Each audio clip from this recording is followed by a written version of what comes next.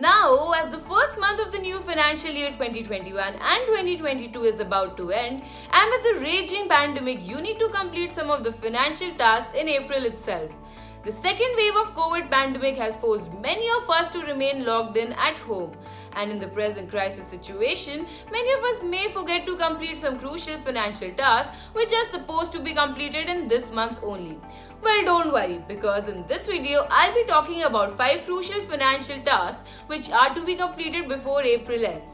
Hey guys, this is Simran from ClearTax, and before we begin this video, do not forget to press the bell icon and like, share and subscribe to our YouTube channel for more updates. So let's begin.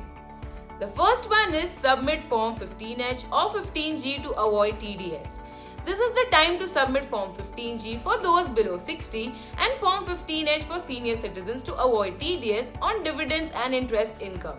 If the total income of an individual does not exceed the income tax exemption limit of Rs 2.5 lakh and tax on total income is nil, then he is required to submit Form 15G in his bank to avoid TDS deduction. Form 15H is for senior citizens and can be submitted if the estimated tax payable for the financial year is nil. This is an annual process and needs to be done every year. Worth mentioning here is that most of the banks now allow online submission of these forms. So avail these facilities to avoid moving out of your home during this pandemic. The second one is start tax planning for financial year 2022.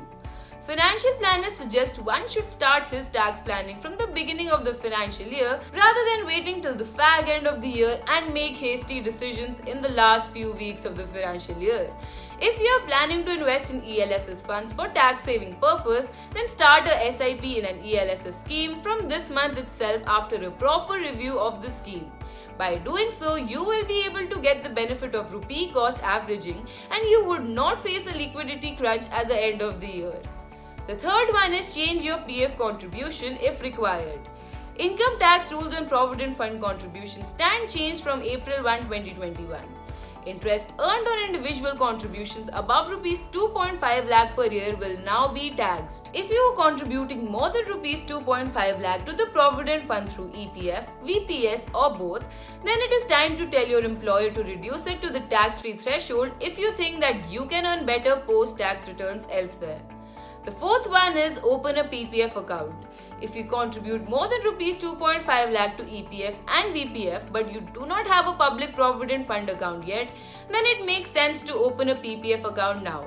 For investors in the 20% and higher tax bracket, PPF can generate higher returns than the taxable provident fund.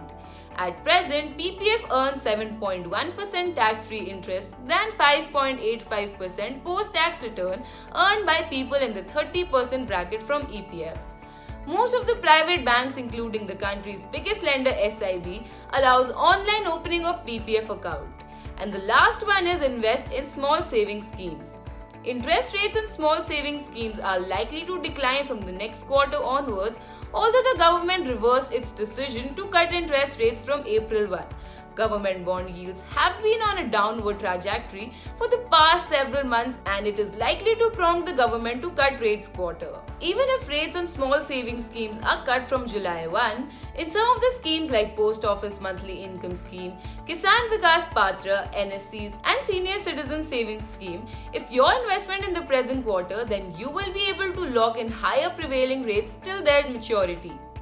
So, what are you waiting for? Hurry up, April is about to end.